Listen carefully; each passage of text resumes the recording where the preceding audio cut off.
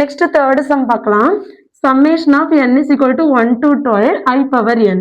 n ஓட value 1ல இருந்து 12 வரை சப்ஸ்டிட் பண்ணுவோம். So I power 1 plus I power 2 plus I power 3 plus I power 4 plus I power 5 plus I power 6 plus I power 7 plus I power 8 plus I power 9 plus I power 10 plus I power 11 plus I power 12 வரைக்கும் substitute பண்ணிக்கணும். ஓகேவா? So I power 1 value என்னது I தான். I square value என்னது -1. then I cube value -I. I power 4 value 1. ஓகேவா?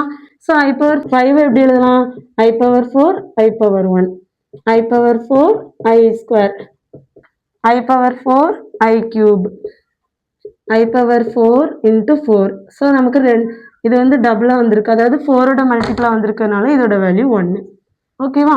தென் I power 8 I plus I power 8 I square plus I power 8 I cube plus 12 வந்திருக்கு 4ஓட multiple, so 1.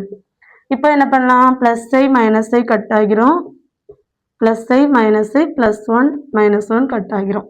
So அதோட value 0. I power 4 value என்ன? 1 into I. So 1 into I என்னது 1. I power 4 1, I power 1 I. So I power 4 1 I square value -1. then I power 4 1 I cube value -I plus 1. அதே மாதிரி I power 8 value 1 into I power 8 into I square value -1. I power 8 1 I cube value -I then plus 1. இப்போ இந்த plus I minus I -1 plus 1 plus I minus I -1 plus 1 cancel ஆகி உங்களுக்கு answer என்ன கிடைக்கும்?